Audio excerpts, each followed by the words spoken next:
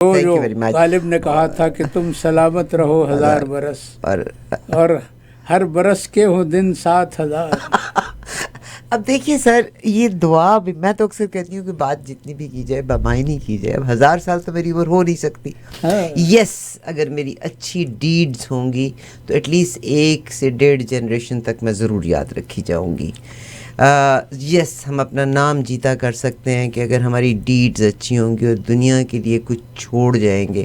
یعنی جس نے لائٹ بنائی تھی وہ چلا بھی گیا مگر اس کا نام آج بھی لیا جاتا ہے. جس نے فون بنایا وہ چلا بھی گیا، ہم قرآن پڑھتے ہیں، جو بھی کرتے ہیں، گیت دیکھتے ہیں تو ہم اس کو یاد کر لیتے ہیں. ٹھیک، آج ہماری اسلامی تاریخ کا ایک بہت اہم دن ہے. جی سر. عید غدیر. اچھا، عید غدیر جس دن 18 ذی الحجہ کو علی مرتضیٰ کو مولا ہونے کا اعزاز ملا تھا. اچھا، تو علی کا مجھے ایک قول یاد آ رہا ہے. آپ نے جو بات کی نا. جی سر. علی نے فرمایا کہ زندگی ایسے گزارو کہ جب تک تم جیو لوگ تم سے ملنے کی تمنا کریں، اور جب تم اس دنیا سے چلے جاؤ تو تمہیں اچھے لفظوں سے یاد کریں. کیا بات ہے صاحب. جب تک تو یہ لوگ جو دولت جمع کرتے ہیں، دولت کے انبار لگا لیتے ہیں، کوئی اس کو اپنے ساتھ قبر میں لے کے نہیں جاتا. قبر میں ہر شخص خالی ہاتھ جاتا ہے، لیکن جو پیچھے رہ جاتا ہے وہ صرف اس کے کردار کا ورثہ ہے. بہت خوب سر. کردار کے ورثے سے لوگ اس کو یاد کرتے ہیں. کل پاکستان میں ایک بڑا الیکشن ہوا سر، انوکھا واقعہ ہوا ہے. دیکھیے، جمہوریت میں سب سے بڑی طاقت کون ہوتی ہے؟ عوام. کس کی ہوتی ہے؟ عوام کی. جی. عوام. اور ہمارا پاکستان کا آئین کہتا ہے کہ ریاست میں طاقت کا سرچشمہ عوام کی رضا سے ہے. عوام کی مرضی کو ہر چیز پر فوقیت ہے. اور کل پنجاب کے عوام نے ضمنی انتخاب میں جس زور شور سے حصہ لیا ہے، جس سرگرمی سے حصہ لیا ہے، اور جس طرح سے عمران کی تحریک انصاف کے حق میں ووٹ دیا ہے، اس نے ایک بات ثابت کر دی کہ وہ جو عمران کا سب سے کمزور لمحہ تھا وہ اس کے لیے سب سے بڑی طاقت کا منبع بن گیا ہے. صحیح. کیونکہ عمران نے وہ کام کیا ہے جو اس سے پہلے کسی سیاسی رہنما نے نہیں کیا، اور وہ یہ کہ عوام کی سوئی ہوئی طاقت کو بیدار کر دیا ہے. اور کل جو ضمنی انتخاب میں ہوا ہے وہ عوام کی اسی بیداری کا کارنامہ ہے. سر، بھٹو صاحب نے بھی جو ان کی ڈیتھ سے پہلے ظاہر پکڑا گیا ان کا لفظ کہ میں نہیں مضبوط، یہ کرسی مضبوط ہے، مگر مجھے بالکل خواب کی طرح سے یاد ہے. کسی گاڑی کے پاس کھڑے تھے تو انہوں نے ایک پروانہ لہرایا تھا، کاغذ کا ٹکڑا لہرایا تھا کہ وہ بھی کہ باہر کے آرڈرز ہیں کہ کیا سلوک کیا جائے. اگر آپ کو یاد ہو تو بھٹو صاحب نے، اور بھٹو صاحب کو بھی عوام نے پیار بہت دیا تھا، مگر عمران کو بینیفٹ جہاں یہ چیزوں کا ملا عمران خان صاحب کو، وہاں پر آج کا سوشل میڈیا کا جو اسٹرینتھ ہے اس نے بھی بینیفٹ، یعنی پیغام فوراً سے پہلے آگے ترسیل ہوا. عارفہ، آپ نے بھٹو صاحب کا حوالہ دے کے جی سر مجھے تاریخ کا ایک واقعہ یاد دلا دیا. جی سر. اور وہ اسی دور کی تاریخ سے منسلک ہے. جی. یہ ذوالفقار علی بھٹو کے خلاف جو تحریک شروع ہوئی تھی جی 1977 کے انتخابات کے بعد، جی. میں اس وقت دفتر خارجہ میں ڈائریکٹر تھا، اور امریکی سفارت خانے کے اہلکاروں سے ہماری ظاہر ہے کہ ہمارا پیشہ یہی تھا، ہمارے مصروفیات کا ایک حصہ یہ تھا کہ ان کے افسروں سے ہماری ملاقات رہا کرتی تھی. وہاں پر ایک سفارتی جوڑا تھا، ارڈی شیفر جو فرسٹ سیکرٹری تھے، اور ان کی بیگم ٹیریسیتا شیفر جو بعد میں امریکی اسٹیٹ ڈپارٹمنٹ میں اسسٹنٹ سیکرٹری آف اسٹیٹ کے عہدے پر فائز ہوئیں۔ ارنی شیفر کا ایک پیغام تھا، How do you pronounce it? Hardy? Ernie Ernie. Shafer جی sir, Ernie Shafer. Shafer Shafer کی ایک گفتگو ہو رہی تھی اس زمانے میں جب ذوالفقار علی بھٹو کے خلاف عوامی تحریک چل رہی تھی، اپنے ایک سفارتکار سے دلی میں امریکی سفارت خانے کے ایک اہلکار سے ارنی شیفر کی گفتگو ہو رہی تھی جو ہماری انٹیلیجنس بیورو نے ریکارڈ کر لی تھی۔ وہ گفتگو یہ تھی، شیفر یہ کہہ رہا تھا کہ بھٹو کا زوال اب روکا نہیں جا سکتا، بھٹو کا تخت ہل گیا ہے۔ اچھا، یہ رپورٹ جب ذوالفقار علی بھٹو کے پاس پہنچی تو اس کے دوسرے دن انہوں نے قوم سے خطاب کیا تھا اور وہ کاغذ لہرایا تھا اور اپنی کرسی پر ہاتھ مارتے ہوئے یہ کہا تھا کہ میں چاہے کمزور ہو جاؤں لیکن یہ کرسی بہت مضبوط ہے۔ اس کے بعد ارنی شیفر کو جو سفارتی اصطلاح میں کہا جاتا ہے پرسونا نان گراٹا قرار دے دیا گیا تھا، غیر پسندیدہ شخصیت۔ تو امریکی سفارت خانے نے ان کو دلی بھیج دیا تھا۔ اب آپ سنیے، اچھا، 5 جولائی کو جب ذوالفقار علی بھٹو کا تختہ الٹا گیا، اسی شام کو امریکہ کی 4 جولائی انڈیپینڈنس ڈیکلریشن آف انڈیپینڈنس کے جو ان کا تاریخی دن ہے، اس کے حوالے سے امریکی سفارت خانے اسلام آباد نے استقبالیہ رکھا ہوا تھا اور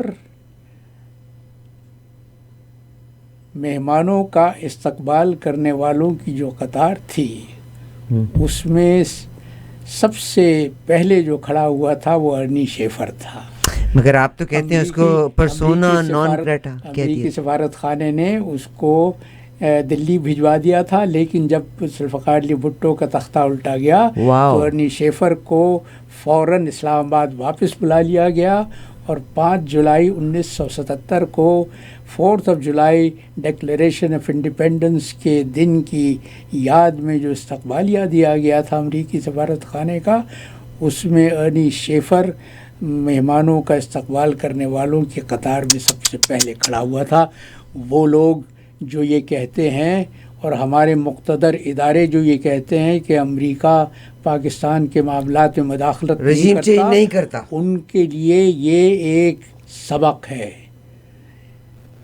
کہ وہ طاقت، وہ ملک جو اپنے آپ کو دنیا کے ہر ملک کا پڑوسی سمجھتا ہے، وہ کس طرح سے کمزور ملکوں کے معاملات میں مداخلت کرتا ہے۔ اور پھر اب تو جان بولٹن نے سر اس کے علاوہ اور بھی بہت ساری سٹیٹمنٹس آئی ہیں جس میں رجیم چینج کے بارے میں ذکر کیا گیا ہے، جہاں چاہا انہوں نے، بلکہ ابھی جو ملاقات ہوئی ہے سعودی عربیہ میں ایم بی ایس کے ساتھ جو ملاقات ہوئی ہے جو بائیڈن کی، انہوں نے سوال کیا کہ تم نے جمال خاشقجی کو مارا، تم میرے ناپسندہ تھے۔ اس نے کہا جی میں نے تو بالکل نہیں مارا، جنہوں نے مارا ان کو سزا دے دی گئی، آئندہ ایسا نہیں ہوگا۔ انہوں نے فوراً ہٹ کے سوال کر دیا کہ آپ لوگوں نے کتنے ظلم کیے عراق میں۔ وہ بڑی سننے پڑھنے والی اسٹیٹمنٹ ہے، it was a very bold statement کہ آپ نے کتنا ظلم کیا عراق میں، جیل خانے آپ کے کتنا ظلم کیا، عراق میں جو مظالم ہوئے، افغانستان میں جو مظالم ہوئے۔ کین یو بلیو کہ واقعی سوال کر دیا ہوگا ایم بی ایس نے؟ اور نہیں، ایم بی ایس میں بڑی اخلاقی جرات ہے، اور ایم بی ایس نے جو کام کیے ہیں سعودی عرب میں، اس سے پہلے کسی حکمران کو یہ توفیق نہیں ہوئی تھی، کسی نے یہ جرات۔ ویری بولڈ گئے، ویری بولڈ گئے۔ تو عام نظر بڑی کمال۔ دیکھیے بہت ساری چیزیں ہوتی ہیں جب ہم کہہ دیتے ہیں کہ جی اس میں ابہام ہے، اس میں ابہام ہے، مگر مجھے بالکل، ہم یہ بھی نہیں کہ ہم بالکل چھوٹے بچے تھے، 9ویں 10ویں کا ہمارا امتحان تھا اور 10ویں کا امتحان شاید دیا تھا، تو مجھے بھٹو صاحب کا ایک کوئی ایسے گاڑی تھی اور کوئی ایسے کاغذ لہرانا یاد آتا۔ تو جب عمران خان صاحب نے بھی یہ کہا تھا کہ جی باہر سے آئی، تو nobody can deny it is not something Henry Kissinger نے لاہور میں بھٹو سے ملاقات میں ان کو دھمکی دی تھی, کہا تھا کہ ہم تمہیں we'll make a horrible example of you. Very sad, very sad. He was a genius man. Sir آپ نے جب یہ ساری کی ساری بات کی اور پاکستان کا آپ نے بڑی خوبصورت ایک حوالہ بھی دیا.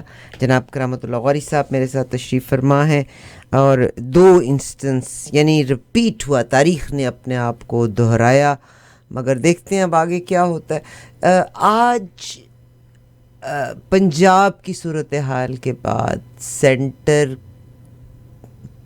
ہمارا خیال تھا کہ وہ الیکشن کی ڈیٹ دے دیں گے, مگر ابھی تھوڑی دیر پہلے پیغام آ گیا ہے کہ, یا نیوز آ گئی ہے کہ انہوں نے کہا ہے کہ ہم بیفور ٹائم الیکشن نہیں کریں گے.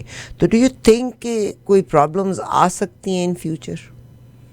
آ سکتی ہے بالکل, اس لیے کہ عوامی طاقت کا مظاہرہ تو پنجاب میں ہو گیا, ٹھیک ہے, اور اب حکومت پنجاب میں پی ٹی آئی کی بنے گی, پی ٹی آئی کی بنے گی. اللہ کرے بزدار کو تو نہ لے کے آئیں. نہیں, اب تو وہ پرویز الہی ہوں گے. پرویز الہی کی حمایت, پی ٹی آئی کی حمایت پرویز مگر الہی یہ بھی ایک نیوز ہے کہ 25 پی ٹی آئی کے جو ممبران ہیں انہوں نے پرویز الہی کو ووٹ نہ دینے کا عندیہ دیا ہے. دیکھتے ہیں. سیاست تو ویسے بھی جوا ہے, انپریڈکٹیبل.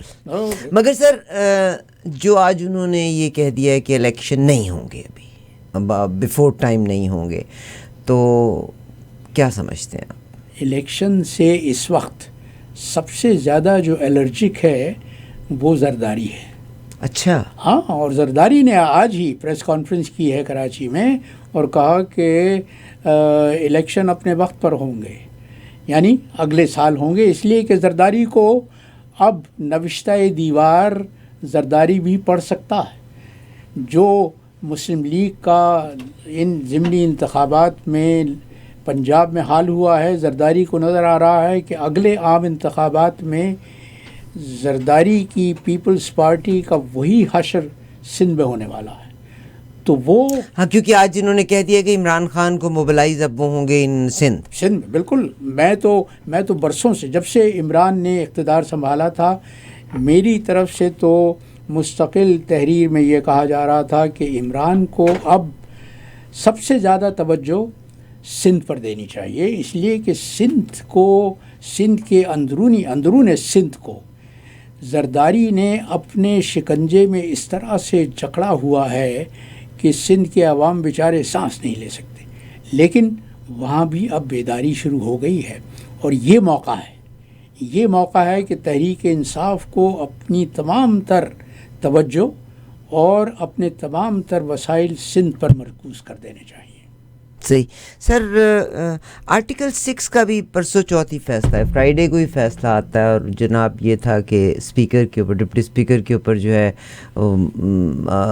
ہوگی, شاید پریزیڈنٹ آف پاکستان بھی متاثر ہوں گے, مگر اب ان الیکشن نے تو صورتحال کو ہی بدل کے رکھ دیا. بالکل بدل دیا ہے.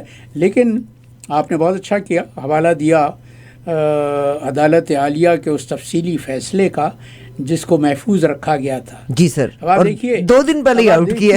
مصلحتیں عدالتوں کی, مصلحتیں عدالتوں کی, کہ جب عدالتیں اپنی آنکھوں پر مصلحت کی پٹی باندھ لیں تو انصاف کا کس طرح سے خون ہوتا ہے. جی. عدالت عالیہ نے اپنا تفصیلی فیصلہ پنجاب کے انتخابات سے 2 دن پہلے جاری کیا. جی سر. صاف ظاہر تھا کہ وہ مسلم لیگ نواز کے ہاتھ مضبوط کرنا چاہتے ہیں. جی, اسی پر میں نے اس دن قطع کہا تھا جو میں سنا دینا چاہتا ہوں کہ وہ منصف کا چولا پہنے ہوئے بے ضمیر لوگ, منصف کا چولا پہنے ہوئے بے ضمیر لوگ, انصاف کیا کریں گے شہریار کے حلیف, انصاف کیا کریں گے شہریار کے حلیف, آنکھوں پہ ان کی زر کی نقابیں پڑی ہوئی. کیا بات. آنکھوں پہ ان کی زر کی نقابیں پڑی ہوئی, کان ان کے ہیں سماعت حق کے لیے نحیف. حق کی آواز نہیں سننا چاہتے. کان ان کے ہیں سماعت حق کے لیے نحیف. جناب کرامت اللہ غوری صاحب یقیناً واقعی کہ سچ کوئی بھی سننا نہیں چاہتا، سچ ہمیشہ کڑوا ہوا کرتا ہوتا ہے. تو آرٹیکل 6 کا اور پھر یہ تھا کہ شاید پریزیڈنٹ کی پوزیشن، مگر بھائی علوی صاحب ٹک کے بیٹھے رہے، یعنی کمال ہو گیا. علوی صاحب تو یہ جو جن کو میں وطن دشمن کہتا ہوں ان کے گلے کی ہڈی بن گئے علوی صاحب. علوی صاحب مطلب وہ اتنے مجھے اسٹرانگ لگتے تو نہیں، لیکن ان کی آئینی پوزیشن بہت آئینی مضبوط ہے.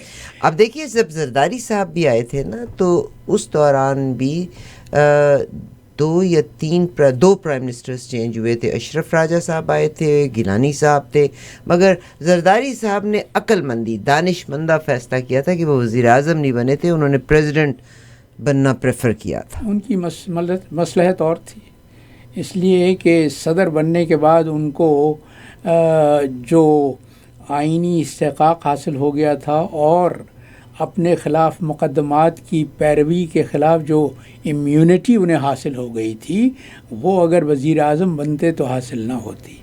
تو ویری وائز ڈیسیژن. تو ہاں، زرداری کی تو شاطرانہ چالوں کا پاکستان میں میرے خیال سے تو کوئی جواب دینے والا نہیں. اچھا، میرا وہی تھا کہ اب آرٹیکل 6 کا جو آیا تھا اب کیا ہوگا کہ جی انہوں نے تحریک عدم استحکام پیش کی، ڈپٹی اسپیکر نے اس کو ایکسیپٹ نہیں ہونے دیا تھا.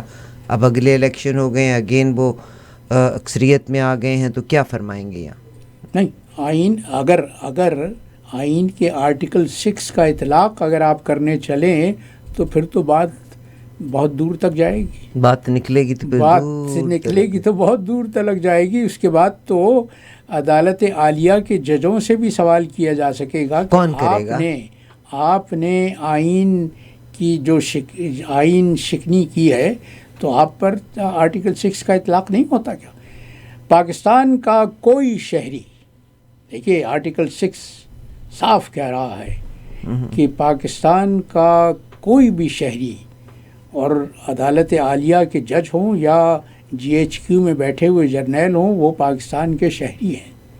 لہذا پاکستان کے آئین سے وفاداری ہر شہری پر واجب ہے. ہر شہری کا فرض ہے کہ وہ آئین کی حدود سے تجاوز نہ کرے. تو اگر جج یا جرنیل پاکستان کے آئین کی حدود سے تجاوز کرتے ہیں تو پھر آرٹیکل 6 کا اطلاق تو ان پر بھی ہوگا. اسی لیے تو وہ حضرت عیسیٰ کا قول کہ پہلا پتھر وہ پھینکے جس کا اپنا دامن داغدار نہ ہو. بالکل صحیح. تو پھر سر جن کا داغ میری زندگی کے تجربہ یہ اور بڑا عرصہ جاب بھی کی، کام بھی کیا، ہر انسان جو غلط کرتا ہے نا اس کا ضمیر اس کو کچوکا نہیں لگاتا. میں نے یہ دیکھا ہے کہ جتنے لوگ غلط کرتے ہیں نا، آپ سوچئے کبھی وہ ریگریٹ بھی نہیں کرتے کہ ہم نہیں، اور وہ they keep on doing the mistake. شاید تنہائی میں اس کا جواب یہ ہے کہ غلط کام کرنے والوں کے ضمیر پہلے ہی سو جاتے ہیں. دیکھو نا، قرآن میں وہ کائنات کا بنانے والا کہہ رہا ہے کہ ان کی آنکھیں ہوتی ہیں لیکن نظر نہیں آتا، نظر دیکھ نہیں سکتے، کان ہوتے ہیں سن نہیں سکتے، کان ہوتے ہیں سن نہیں سکتے. تو وہ جو بیٹھا ہوا ہے وہ کانوں پر پردے ڈال دیتا ہے، وہ آنکھوں کے بیچ میں دیواریں کھڑی کر دیتا ہے. ضمیر سو جاتا ہے، اور جب ضمیر سوتا ہے تبھی وہ کام ہوتے ہیں جن کو سیاہ کرتوت کہا جاتا ہے. بہت شکریہ جناب کرامت اللہ قاری صاحب، ہمارے ساتھ ہیں، اپنی یادوں کو ہمارے ساتھ شیئر کرتے ہیں. اور کیا فرمائیں گے اس وقت کی صورتحال کے؟ مریم، مجھے ایک چیز کو میں اپریشیٹ کرنا چاہتی ہوں سر. مطلب ایک ہوتا ہے پاکستان میں ایک عرصے سے یہ چلتا رہا کہ جو شخص جیتا اور جو ہارا اس نے دوسرے بلیم کرنا، ریگنگ کا کرنا شروع کر دیا.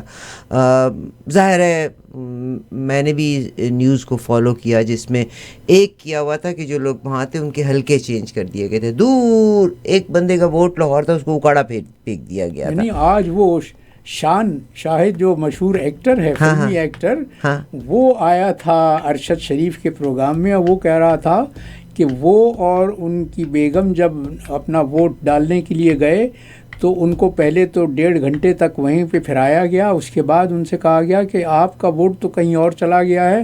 وہ گئے 1 گھنٹے کی مسافت کے بعد جب اس جگہ پہ پہنچے تو 5 بجنے میں 10 منٹ تھے اور شان کو پولیس والوں نے اندر نہیں جانے دیا. انہوں نے کہا کہ وقت ختم ہو چکا ہے. او مائی گاڈ, ان کی اس کی پرسسٹنس دیکھ کے اندازہ ہو گیا اس نے ووٹ کس کو ڈالنا ہے. ہاں. تو وہ یہ کہہ رہا تھا کہ میرے ساتھ تو مجمع اکٹھا ہو گیا تھا, لیکن میں یہ نہیں چاہتا تھا کہ بدمزگی ہو اور کوئی ایسی صورتحال پیدا ہو جائے جس سے ان لوگوں کو انگشت نمائی کا موقع ملے.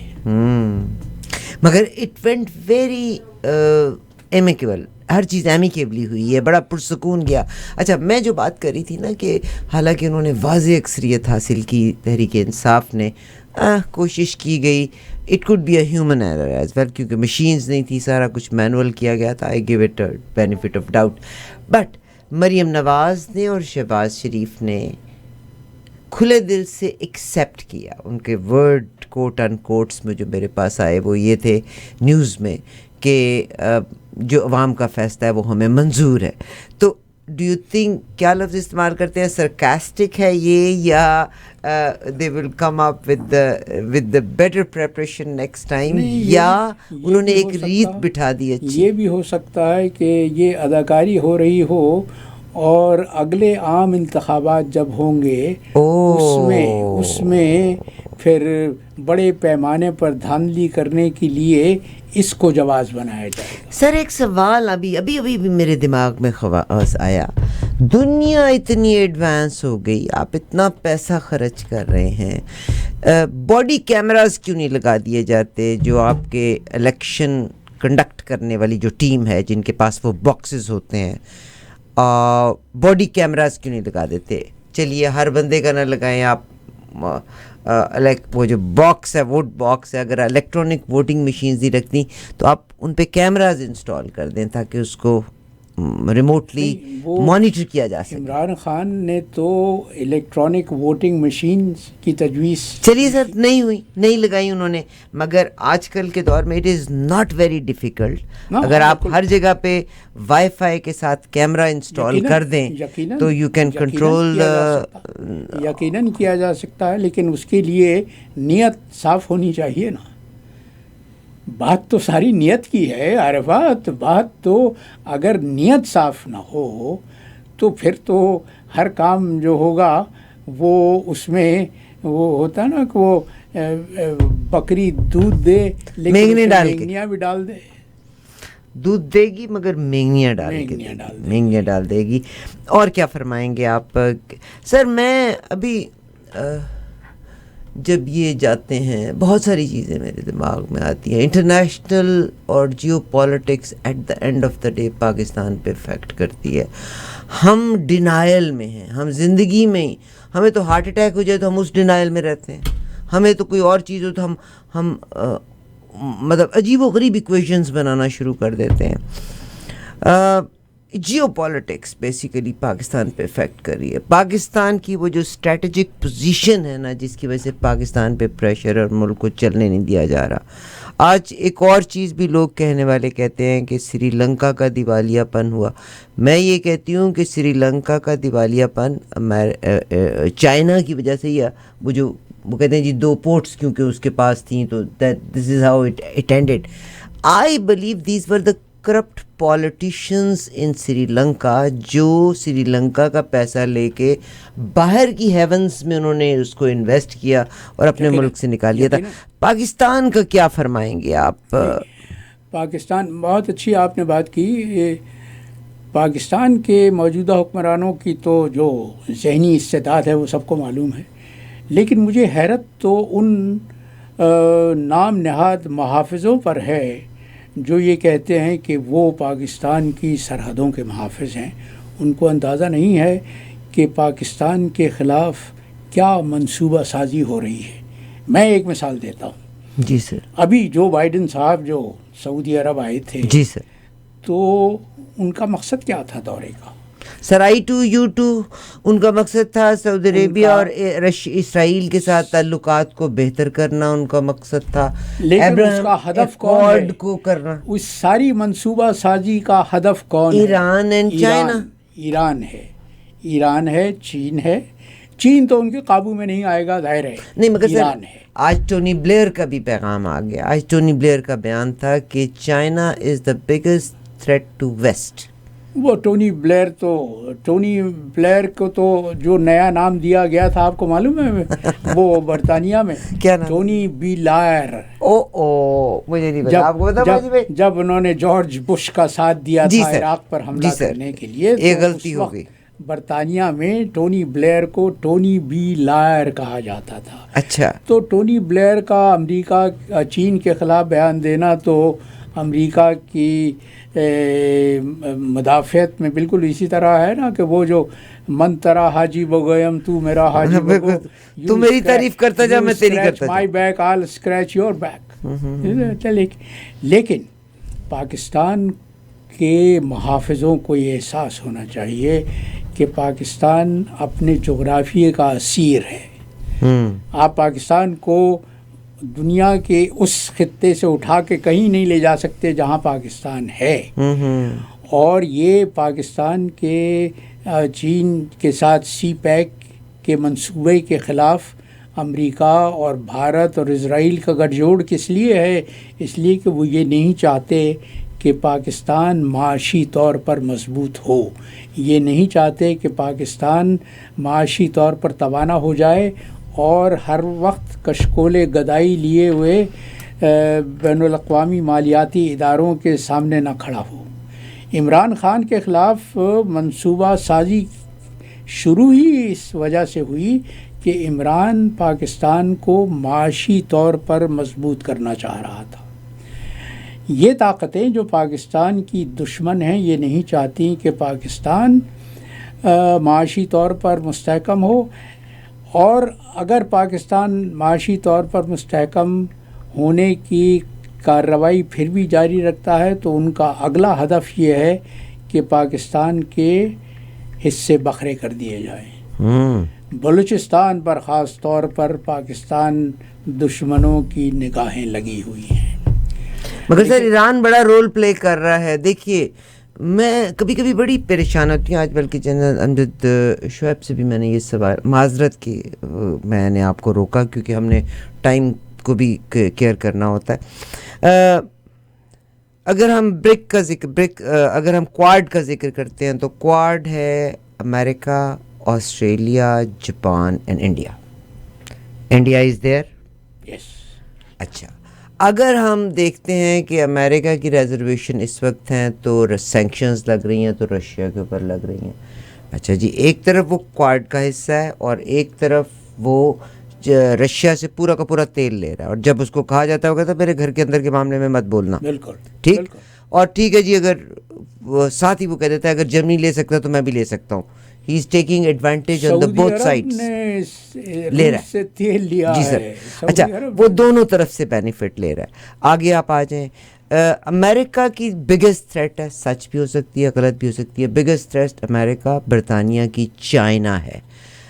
انڈیا نے اپنے ڈپلومیٹک ریلیشنز چائنا سے خراب نہیں کیے، حالانکہ آج دلائی لاما لداخ میں موجود تھے اور دلائی لاما چائنا کی چڑ ہے.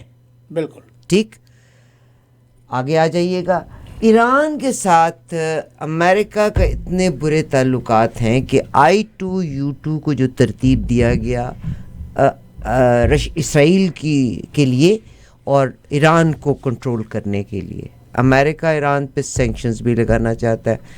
انڈیا کے ایران کے ساتھ تعلقات بہت اچھے ہیں. چابہار بندرگاہ کے اوپر وہ اپنی سروس بھی دے رہے ہیں.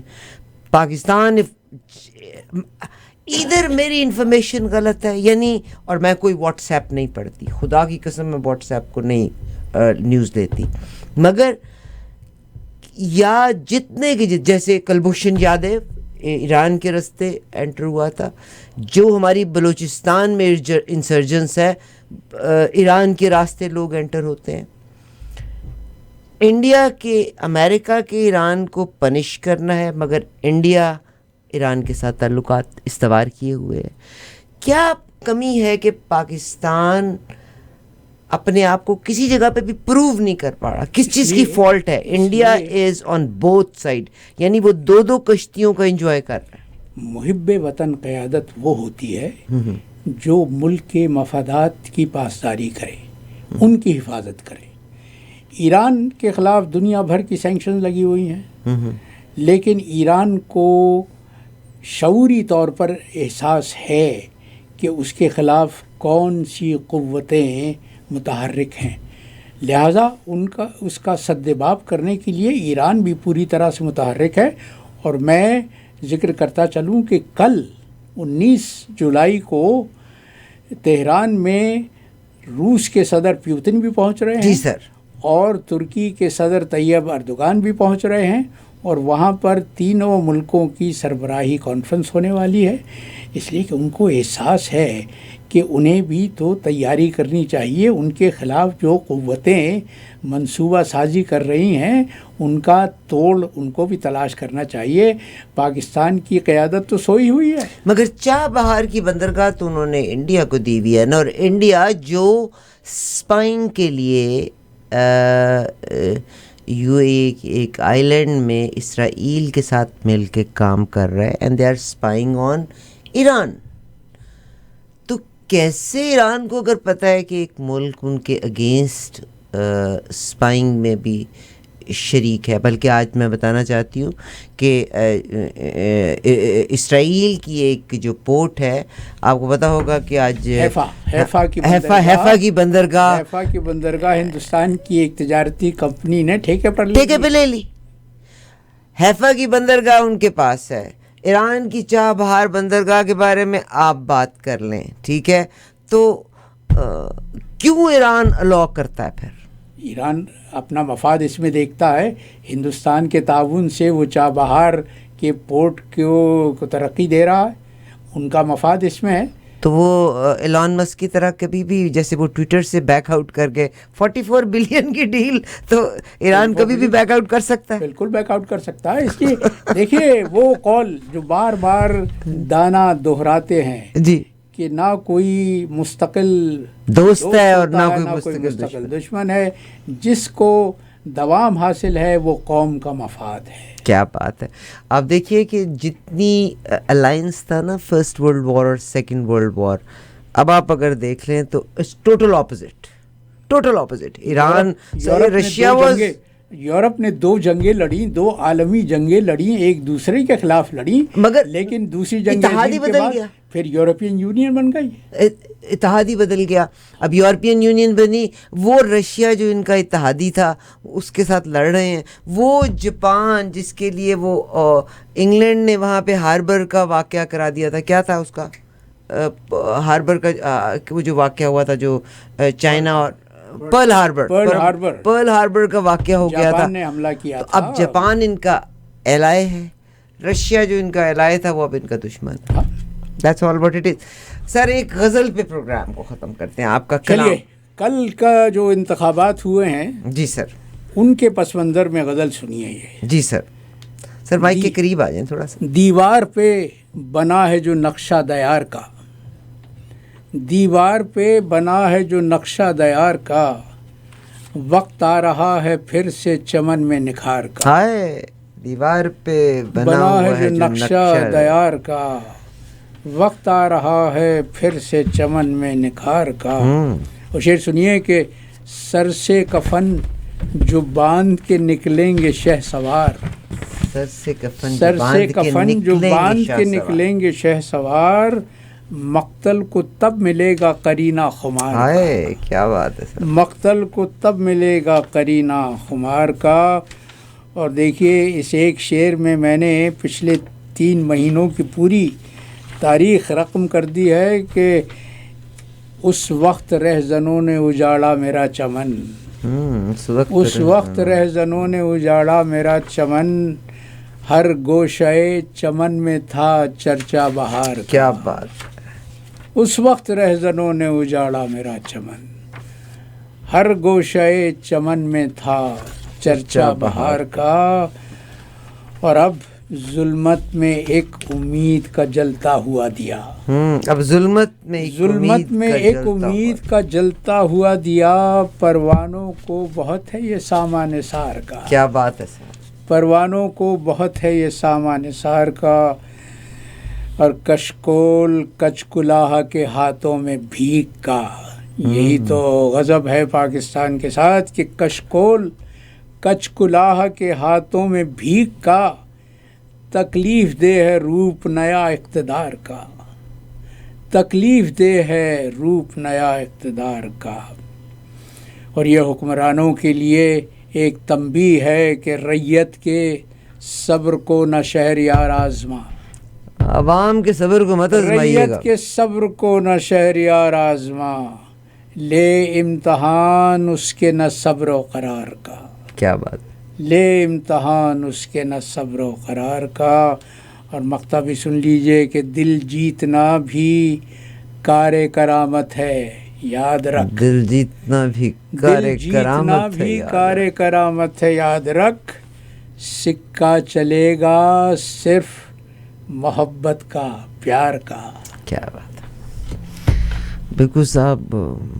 مائے بے ہائے نہیں چلے گا, سکہ چلے گا صرف محبت کا پیار.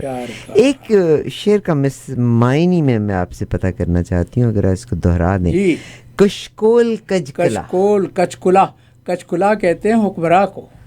اچھا. کیونکہ بادشاہ پرانے زمانوں میں جب اپنے سر پہ ٹوپی پہنتے تھے, CH ہے کلا, تو وہ ٹوپی ہو گئی نا جی. تو اس کلاہ کو تھوڑی سی ترچھی کر لیا کرتے تھے, یعنی کج آ جاتی تھی. اچھا کج کلا. تو وہاں سے کچ کلاہ کی اصطلاح نکلی. کشکول کشکول کشکول کچ کلاہ کے ہاتھوں میں بھیک کا. ہاں. تکلیف دہ ہے روپ نیا اقتدار کا. شہباز شریف نے کہا تھا نا کہ ہم تو we are beggars not choosers. بیکاریوں کی قوم بنا دیا ہے. کیا بات ہے صاحب, کیا خوبصورت. میں نے کہا نا جو شاعر ہے واقعی دریا کو کوزے میں بند کرتا ہے, اور مجھے اس کا معنی نہیں سمجھ آیا. کشکول کج کلاہ کے ہاتھوں میں بھیکا, یعنی وہ جو مانگنے کا کاسا بادشاہ, کاسہ گدائی لیے ہوئے بادشاہ کھڑا ہوا ہے. تکلیف دہ ہے نیا روپ اقتدار. نیا اقتدار. سر آپ کو بہت شکریہ. بہت خوبصورت پوم. آپ کے لیے الگ سے بھی پوسٹ کریں گے, اور definitely we need your presence. It will not cost you any thing. On are YouTube, on are web site آپ سبسکرائب ضرور کر لیجئے گا. eAwaaz.com ہماری ویب سائٹ ہے. ان پروگرامس کے لیے آپ سبسکرائب ضرور کر لیں. It won't cost you anything, but of course it will strengthen the station. Sir آپ کا بہت شکریہ. آپ آتے ہیں, یہ آپ کی محبت ہے. میں وہی کہتی ہوں کہ ہر انسان جو اپنے کام کے لیے اس میں ڈیڈیکیشن ہے اور وقت دیتا ہے وطن کے لیے, یہ محبت کی ایک دلیل ہے. آپ کا بہت شکریہ سر. بہت بہت نوازش. جناب کرامت اللہ غوری صاحب, 30 سے زیادہ سال آپ نے عوام کی 36 برس مختلف ممالک میں بطور سفیر نامزد رہے. ہمارے بہت سارے پولیٹیشنز کو قریب سے دیکھا, سروس بھی دی. اور یہ جس زمانے کی 60s 70s کے درمیان جن لوگوں کی اپوائنٹمنٹس ہوئی تھی, اس زمانے میں رشوت اور سفارش اتنی کامن ہوا نہیں کرتی ہوتی تھی. دوز ور دا پیپل جنہوں نے, جب تک میرٹ کو کچھ عزت دی جاتی تھی. ٹاپ آف داور کی طرف چلتے ہیں. ہمارے ساتھ رہیے گا. اسٹوڈیو کے نمبر